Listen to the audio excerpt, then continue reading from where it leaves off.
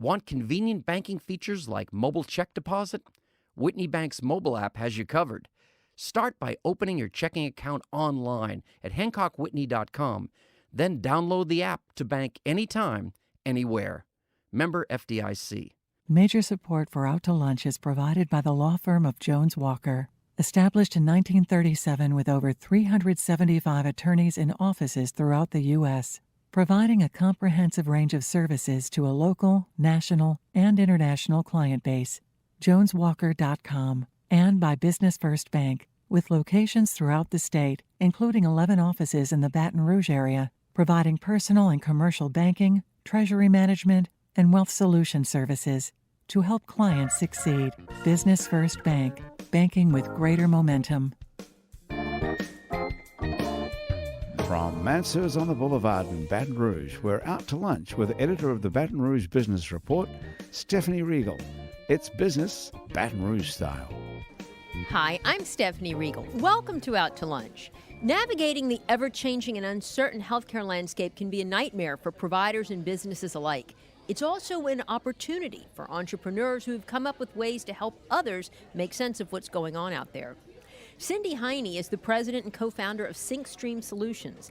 It's a Baton Rouge-based company that was founded 3 years ago to help employers both navigate the complex regulations governing the Affordable Care Act and to electronically file the massive amounts of documentation required by the law.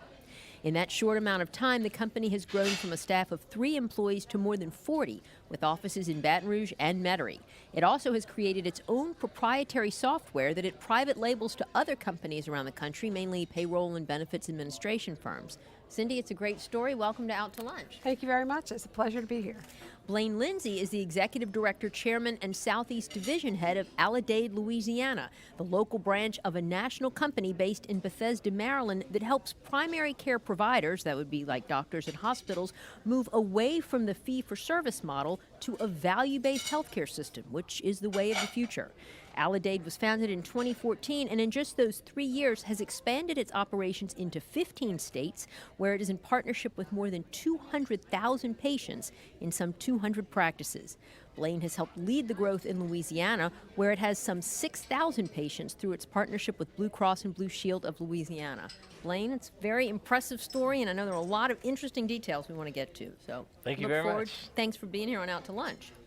Well, Cindy, I want to start with you. Everybody saw that ACA, Obamacare as a nightmare. You saw it as an opportunity. What were you doing before, and how did you decide to shift into Obamacare compliance? What happened is my father started a firm in 1998 called the Associated Benefits Consulting. And that firm does particularly association-based plans. We are the plan sponsors and the plan consultants, really, for the lobby benefit center offerings. Okay. And we have been in that position as a consultancy for over 2 decades now.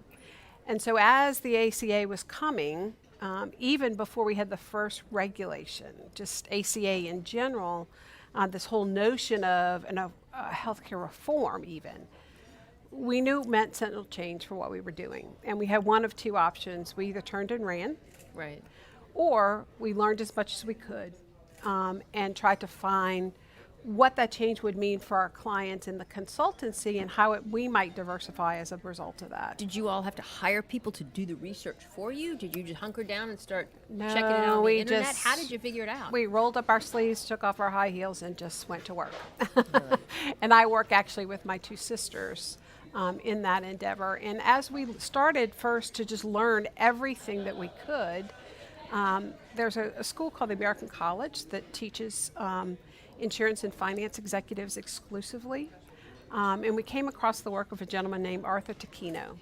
And Arthur was a young lawyer who was basically given the Affordable Care Act, no regulations, just the legislation, the 2,000 some odd pages, that giant thing that they talk about, and was told by his colleagues, nice to have you here, here's the legislation.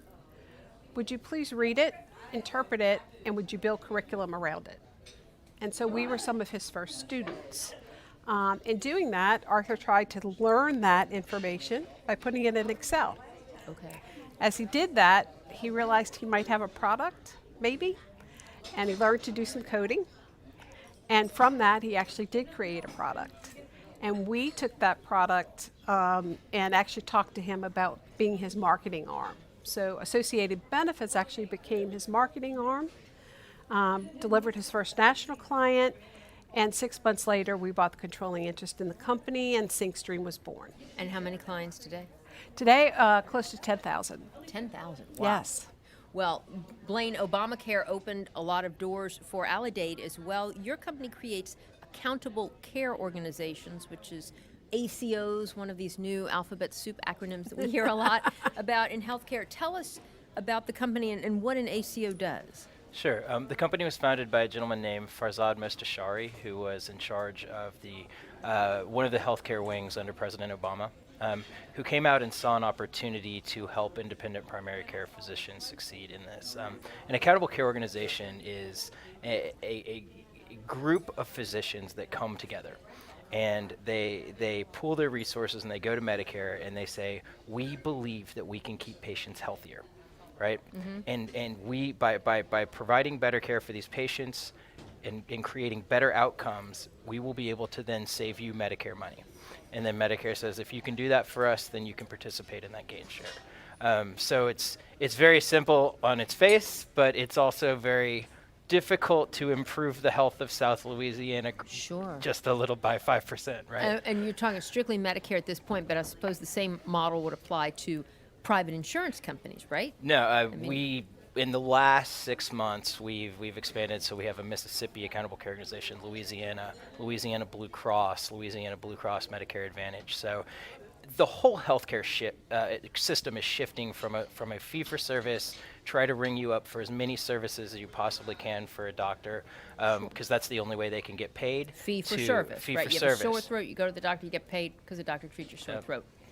How does it work under an ACO? Right. So under an ACO, the physician, particularly the primary care physician, is responsible for every single penny paid by a payer. So every single penny from the minute they walk in the primary care office to the minute they have chemotherapy, the primary care physician is responsible for. And we believe certainly that independent primary care are the best people to do that. That's why we've placed our bets on that, because they're not beholden to a hospital who has to pay for a very expensive like PET stress test machine. So y'all will partner with like individual physician practices. Yep. We have, I believe, 30 now all along South Louisiana, all along 10, another 32 in Central and South Mississippi, as well as, I imagine we're going to double that by July. And then do they use the Aledade brand name? Are they like an Aledade ACO, or do they just keep their own group name?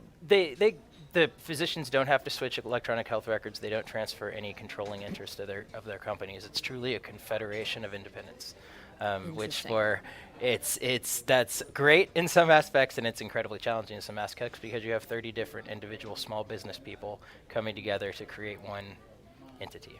And then the payer pays the doctors, just as before? The payer pays the doctors fee for service just for before, but the upside to catch up with inflation is tied to value-based purchasing or total cost of care. And who pays Aledade? Who pays Aledade? We enable the physicians to come together, and if we're successful, do we share in that savings with the practices. Interesting. Now, what would be the advantage of an ACO for doctors and for patients? Well, for patients, it gives you a quarterback for your care, right? So it turns your primary care physician into your physician rather than sort of the gateway into a larger healthcare system. For physicians, primary care physicians control about 85% of spend in the healthcare system through preventable, through chronic disease, but are only reimbursed about 4%. So you have, probably in Louisiana, you have a cardiologist who specializes in your left ventricle for every single primary care physician left out there. Wow. There's so many specialists, they're paid so much more money than primary care, you're seeing primary care disappear. This is Medicare, this is Blue Cross's, this is our way of making primary care a viable business model, or helping it become a viable business model. Mm-hmm. Now, the Affordable Care Act has made many of these opportunities possible for companies such as yours. What happens if this all gets thrown out the window, as we thought might happen earlier this year? What does that do to the software that you all have put together, Cindy, and that you now sell and give to your clients? Well, I'm not so sure that I believe that it's going away. First of all, I think it will change, and frankly, I think there are some elements of the law that need to change. But whether you're talking about a subsidy or you're talking about tax credit, there's always got to be some type of reporting. If the government is giving individuals money or they're not getting money from individuals as in a tax credit, there's got to be some accounting for that. And so we believe there's always some kind of reporting related to that. So what employers really need to do is to continue on that path of figuring out where they stand relative to the law, because it is the law of the land. And then also, as it changes, to ensure that they are compliant with those changes. And Blaine, I would imagine for you, it doesn't really matter whether it's ACA or Trump Care or some other kind of care. Our healthcare system inevitably is moving towards value-based. It has to, isn't that true? They're not printing any more healthcare money. So everyone is on a mission to reduce costs, and right now the prevailing thinking is that if you involve primary care in that, that's how you're going to do it. ACOs luckily moved from the Obamacare, chopping block to I guess a permanent piece of Medicare through a recent bill passed 2 years ago called MACRA. The good thing about that is that it was a 92-8 vote. It was one of the most bipartisan, all right. Pieces of legislation to come That through. doesn't happen often. Right, certainly in healthcare in the last 10 years. So it's relatively safe for now because, frankly, the program's working, it's reducing costs, and it's better for patients. Technology is so important to both of your companies. I mean, it's really a critical role. Tell me a little bit about the technology that you use and how you keep up with the developments to keep it cutting edge. Well, that is probably the most important thing we do, other than hiring the right people. And the way that we do that is Arthur Taquino is our subject matter expert. He's one of the leading experts in the country on the Affordable Care Act. And he is our Chief Innovation Officer. So the space and the translation, which is most important, between the subject matter expertise, the business logic that then goes into the creation of those particular products is very, very short. And that really makes a difference. And so we keep up with it by being involved in advocacy efforts, being familiar with what's going on the Hill, influencing that at times, and also understanding that legislation and particularly the regulations related to that and the processes by which those regulations change. So it's really about being very agile, having a 24-hour development cycle. So we have what's called a blended shore model, which means we have both in Baton Rouge and in the United States, we have developers as well as in India, because that gives you the ability to have a 24-hour cycle. So quick to market is important. How big is your presence nationwide relative to the competition? We actually run about third in the country. You're the third largest? I would say so. We have some, and it depends on how you're counting. The third largest of what? What do you call yourself? I would say the third largest in terms of the number of employers and the number of employees that we take care of. We have other competition that handles very, very large employers. So they may do, for instance, we did last year and again this year, 1 million 1095s. That's the benefits W-2, if you will, that goes out to each of us at our homes. So that's to each a million individual employees with companies. Correct. You're listening to Out to Lunch. I'm Stephanie Riegel. We're talking to Cindy Heine of SyncStream Solutions and Blaine Lindsay of Aledade, Louisiana. Now, Blaine, your company is national as well, and you have a very large national presence. But you're also here in Louisiana. Right. Well, that's one of the most exciting things about this conversation Right. is the fact that we've got two major tech companies sitting here at the table that are Yeah. in Baton Rouge, Louisiana.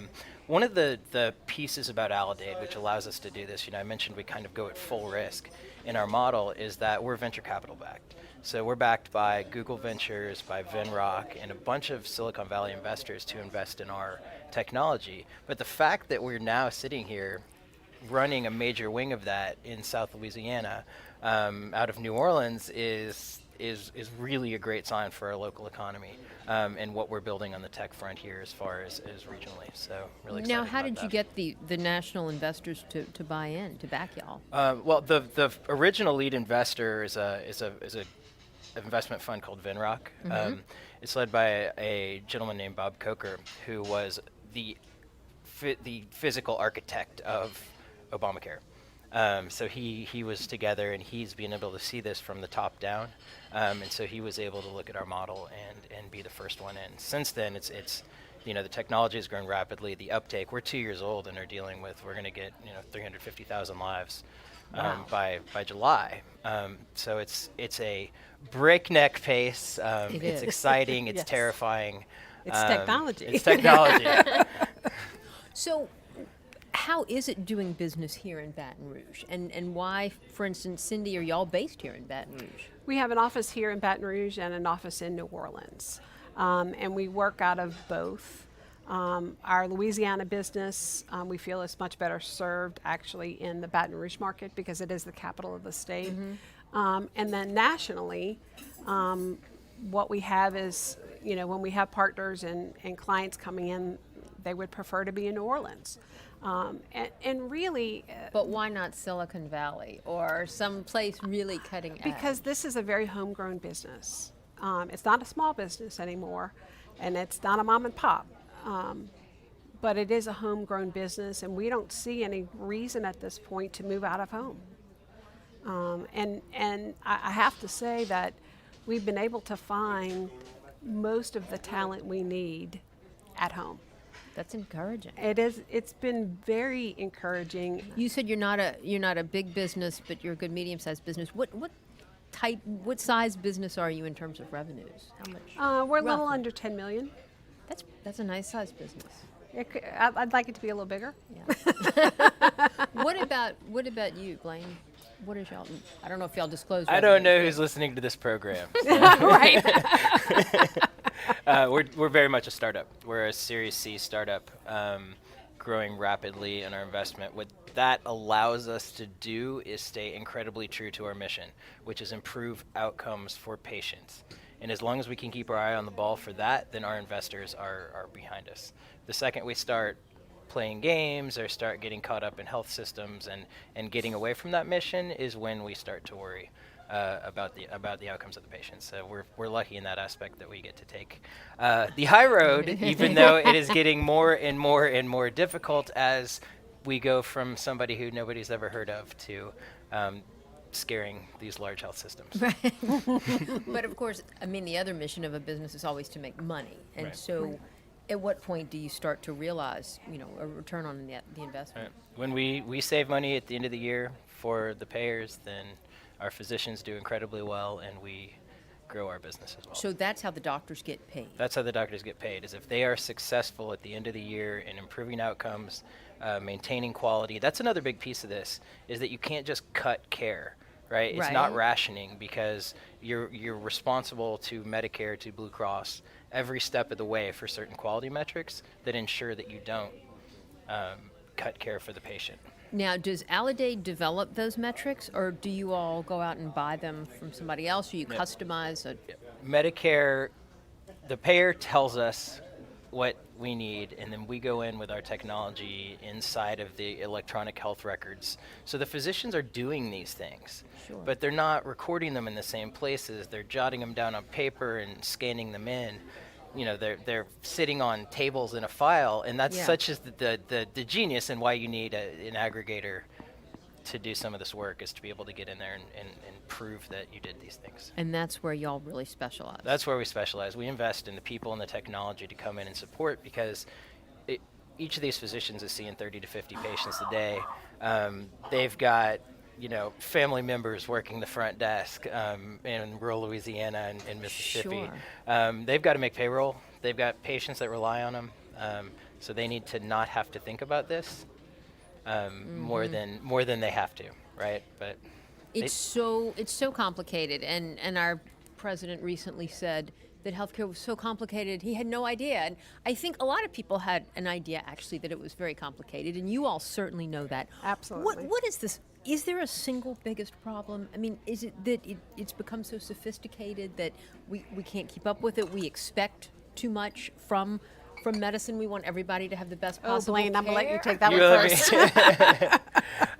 If you mean, could wave your magic wand and fix Right. it. I mean, Right. it obviously we want efficiencies. That's what you all strive for with an Yeah. ACO. But yeah, I mean, because I've devoted this piece of my career to this, I mean, the biggest problem is fee for service, because the financial incentives are to do as much healthcare on patients as possible, Okay. because that's the only way you get paid in the old healthcare system. So, I mean, that's the most upside down incentive I've ever seen, particularly when you're having the president say, this is the biggest problem we're facing right now. So to change that system is incredibly difficult. I saw it at one point as an attorney early in my career, watching, I've said this before, but, by the time you get to a lawyer in healthcare, things are a not problem. going well for anybody, right? And so to get out here and try to change the system on the very front edge of it is really rewarding. However, there are a million people out there, companies out there, that rely exclusively on the old model, and they're very resistant to change. and we probably don't even see that or realize that when we're having these discussions, that there's that much pushback coming from these special interest groups or these lawyer groups or whatever. And the best way for you to see it is next time you go in for the sniffles to your doctor, your big hospital system that owns your doctor, all of a sudden you're going to be hooked up to a machine. If you want to see it in practice, you're going to get a CAT scan for sniffles, right? Wow. Every time you walk in your doctor who's owned by a hospital. Maybe that's cynical, but it happened to me a Yeah. couple months ago. How does a doctor get paid other than fee for service? I mean, the whole efficiency thing. How does it work in layman's terms? Yeah. So Medicare pays more for preventative health and population health, meaning Medicare will pay more for you to reach out now and ask your patient to come in and do this. It's called an annual wellness visit, where you do nothing but talk. Hey, do you have a fold in your carpet at home you might fall down on? Wow. Does your daughter come visit you? It's this sort of thing, but now Medicare has put its payment behind that and also cut the copay to help the patient come in. It's new. It's hard to work into your practice that you've owned for 30 years. Particularly when so much of the rest of the system is doing it the old way. Right. I mean, it's like having Right. self-driving cars on the street And a patient is trained the old way.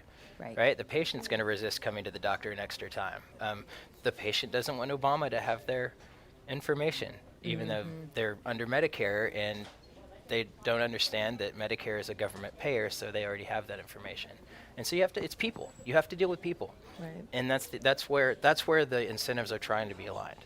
Now, Cindy, for instance, under ACA and the software that you all use for your clients, does it account for ACOs? I mean, if you're helping a company, do you see its benefits include this kind of, value-based healthcare payer system versus a fee-for-service? Not yet. Not yet. And I say that because to date we have been strictly focused on compliance with the reporting of the regulations. Gotcha. And so that is a bit of a difference in that regard. It's not as crucial to our business, but I want to go back to your question about, what's at the heart of this. And I really think there are, without getting too political, I think there are two things at the heart of this. And by this I mean this whole healthcare reform thing. I think one is that as a country we have to fundamentally determine if healthcare is a right or if healthcare, having access to healthcare is a service. Or, is it something that a commodity? Is it something that you pay for? Or is it in fact something that is something by virtue of citizenship you have access to? We're caught in a weird limbo, right? Right. In between those two philosophies. And we are, and I think until as a country we have that conversation, then it's about any resource we have, be that oil and gas, be that education, be that financial resources, they are in fact finite resources. There's not an endless supply of those. So whether that's doctors, whether that's CAT scans, whether that's lab tests, but it becomes about how is it that we go about distribution of that. Philosophically understanding if it's a right or simply something that you buy as a commodity. That's such a good point. Really and I don't think there's a impacts. whole lot of agreement on that, or even discussion around the issue. I don't, and not enough, in my opinion. And so, because we haven't dealt with, as a country, I think those fundamental questions, and I really do see them as fundamental, then you go from whatever assumption you start from, and then you wind up much further apart, whether that's politically or economically or what have you. It's not just as simple as both sides of the aisle. Sure. The other thing that I think is absolutely fundamental that people don't seem to understand, and you're really highlighting today, that's, I think, very important. Healthcare and healthcare economics is highly, highly complex. And to assume anything different is a mistake. No question. And it keeps becoming more complex. More complex all the time. Well, Cindy Heine and Blaine Lindsay, this has been a fascinating discussion about a topic that's of very much importance to everyone. And it's exciting to know that Baton Rouge has bright minds such as yours working to address problems in one of the most important areas of our society today. So good luck with your continued success, and thanks for joining me today on Out to Lunch. Thank you. What a pleasure. My guests today on Out to Lunch have been Cindy Heine of SyncStream Solutions and Blaine Lindsay of Alidade. You can find out more about SyncStream Solutions and Alidade by following the links on our website. It's batonrouge.la and wrkf.org. Today's show was recorded live over lunch at Mansur's on the Boulevard in Baton Rouge. Mansur's is open for lunch daily from 11 to 2, for dinner nightly, and for brunch on Saturdays and Sundays. The producer of our show is Grant Morris. Our technical producer is Eric Merle. Our associate producer is Peter Raschuti, and our Baton Rouge business consultants are Charlie D'Agostino and Ann Edelman. You can see photos from this show on itsbatonrouge.la and on our Facebook page. These photos are taken by Ken Stewart. All the music on Out to Lunch is composed and performed by Mitchell Foreman. You can find more of Mitchell's music wherever great jazz is streamed or sold and at mitchellforeman.com. You can get this show as a podcast, you can listen to past shows, and you can keep up with us on all kinds of social media by going to our websites, itsbatonrouge.la and wrkf.org. Out to Lunch is a production of INO Broadcasting for itsbatonrouge.la and WRKF 89.3 FM. I'm Stephanie Riegel. Thanks for joining me. I look forward to meeting you again next week around the table here at Mansur's for more business Baton Rouge style on Out to Lunch. Major support for Out to Lunch is provided by the law firm of Jones Walker. Established in 1937 with over 375 attorneys in offices throughout the U.S., providing a comprehensive range of services to a local, national, and international client base. JonesWalker.com. And by Business First Bank, with locations throughout the state, including 11 offices in the Baton Rouge area, providing personal and commercial banking, treasury management, and wealth solution services to help clients succeed. Business First Bank, banking with greater momentum. Want convenient banking features like mobile check deposit? Whitney Bank's mobile app has you covered. Start by opening your checking account online at HancockWhitney.com. Then download the app to bank anytime, anywhere. Member FDIC.